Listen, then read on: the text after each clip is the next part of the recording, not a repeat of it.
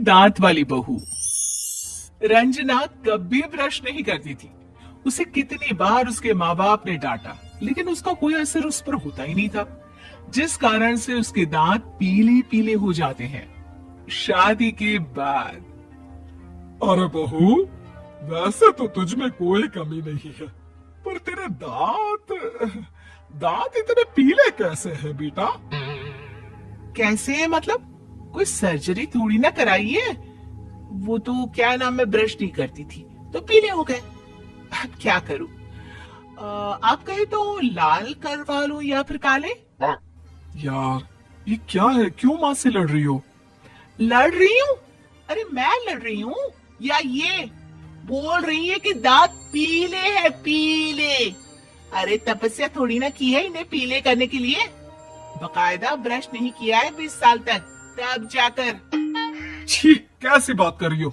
ये उस वक्त तो पीले नहीं थे जब हम लोग तुम्हें देखने आए थे। अरे तब साफ करवा लिया होगा डेंटिस्ट के पास जाकर। अब देखो कैसे पीले पीले लग रहे हैं। रंजना सास की तरफ गुस्से से देखती है। फिर शुरू हो गई पीले पीले पीले। अरे पीले तो तब भी थे जब मेरे हाथ का रसगुल्ला उड़ा उड़ा कर खा रही थी और बोल रही थी, लड़की नहीं गुणों का खजाना दे रहे भाई साहब आप। खैर, अब वो लोग करते भी तो क्या करते, पीले दांत वाली बहू पल्ले पड़ी थी तो झेलना तो था ही। एक दिन कीर्तन में रंजना गाना गा रही थी। अरे कमला बहन, माँ का द्वार है, यहाँ तो सब शुद्ध होकर आते हैं, फिर अपनी बहू को ब्रश भी नहीं करवाती तुम। दूर से पीले पीले दांत भक्ति में बाधा उत्पन्न कर रहे हैं। और कोई 2 साल के बच्चे थोड़ी ना लेकर आई हूँ मैं बहू बनाकर। अच्छी खासी लड़की है, अरे कैसे करवाऊं ब्रश? ये तो उसे खुद करना चाहिए ना। अब माँ बाप तो इसके जैसे तैसे निपटा दिए, ये नहीं सोचा कि सास कैसे संभालेगी। सास बहू को लेकर घर आ जाती है, लेकिन सोच लेती है कि अब इसे लेकर कहीं नहीं जाएगी। अगले रोज बहू कहती है, अरे क्या हो गया, मंदिर नहीं जाना क्या? कीर्तन का वक्त हो रहा है। मेरी मधुर वाणी से कान्हा जी जागते हैं और सोते हैं। आप तो जानती है ना उनकी भक्ति में कितना मन लगता है मेरा। वो क्या है ना, तबीयत ठीक नहीं लग रही है मेरी, आराम करूंगी मैं। तबीयत ठीक नहीं लग रही? अभी तो मिथुन के गाने पर नाच रही थी आप, और अब बोल रही है कि तबीयत ठीक नहीं लग रही। अरे भक्ति में मन लगा लो सासू माँ, ऊपर जाना है, क्या मुंह दिखाओगी आप? हाँ? सास को बहू की बात पर गुस्सा आ जाता है। मैं क्या मुंह दिखाऊंगी, इसकी चिंता तू ना कर, समझी?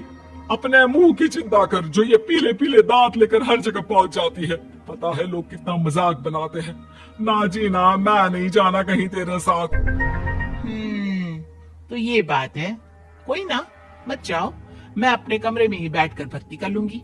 ऊपर वाला दांत थोड़ी ना दिखता है, मन दिखता है, भावना दिखता है। और अरे बस बस, तू सब कुछ दिखा, बस ये सफेद चमकदार दांत ना दिखाना किसी को, है? जा यहाँ से। बहू को सास की बात का कोई फर्क नहीं पड़ता, वो तो जैसी थी वैसी ही रह जाती है। सुबह नहाकर किचन में खाना बनाना, फिर खाना खाना, कीर्तन भजन करना और सो जाना। एक दिन, माँ जी मैं सहेली के घर जा रही हूँ, शाम को लेट आऊंगी। हाँ, तो जाना, मैंने कौन सा तेरी आरती करनी है घर पर बैठकर। रंजना सहेली के घर जाती है, जहाँ वो पार्टी में जाने की तैयारी कर रही होती है। अरे शिखा, कहाँ जाने की तैयारी कर रही है? मैं गलत वक्त पर आ गई क्या? अरे नहीं यार, उल्टा से वक्त पर आई है। मैंने ये साड़ी और ज्वेलरी निकाली है यार, शाम को इनके ऑफिस की एक पार्टी में जाना है। बताना कैसा लग रहा है ये सब? नहीं यार, इस ड्रेस के साथ तो वो वाली ज्वेलरी अच्छी लगेगी। हाँ, सही बोल रही है, मैंने ध्यान ही नहीं दिया। वैसे तो हमेशा से मस्त फैशन सेंस रखती है। तो बड़ा जाती होगी ना पति के साथ पार्टी में। रंजना कुछ नहीं बोलती, बस सोचती है कि यार काश ये बात सही हो जाती, पर मैं क्यों नहीं जाती पार्टी में? क्या इन लोगों की कोई पार्टी होती नहीं होगी? रंजना घर आती है और रात में पति से सवाल करती है, एक बात बताइए, आप मुझे किसी पार्टी में क्यों नहीं ले जाते? क्या आपके यहाँ ऑफिस में पार्टी नहीं होती? पति बेचारा क्या कहता कि दांत पीले हैं तुम्हारे इसलिए। अरे कोई पार्टी होती नहीं हम लोगों के ऑफिस में, तो कहाँ से लेकर जाऊं? और मार्केट, मॉल, कहीं वीकेंड घूमना, कहीं तो। अरे यार सारे हफ्ते में एक छुट्टी मिलती है, तो सोचता हूँ कि आराम ही कर लूं। क्यों? रंजना मन मार के रह जाती है। पहले कभी सास के साथ मंदिर जाया करती थी, लेकिन वो भी सास ने ले जाना बंद कर दिया। घर बैठी बैठी रंजना बोर हो जाती है। तभी उसे आइडिया आता है और वो मायके जाने का सोचती है। सासू माँ, 2 दिनों के लिए मम्मी के घर जा रही हूँ। ओ अच्छा अच्छा ठीक है, आराम से जा। और हाँ, माँ से कुछ अच्छी आदत सीख कर आना कि कैसे शरीर के हर भाग की तरह दांतों की सफाई भी जरूरी होती है, समझी? शुरू हो गई ना आप। वो लोग आपकी तरह नहीं है कि छोटी छोटी बात का बतंगड़ बना दे। उन लोगों के लिए मैं मायने रखती हूँ, ना कि मेरे पीले पीले दांत। रंजना माँ को बिना बताए उन लोगों को सरप्राइज देती है, लेकिन जैसे ही वो दरवाजे पर पहुंचती है, अंदर देखती है कि घर वाले कहीं जा रहे होते हैं।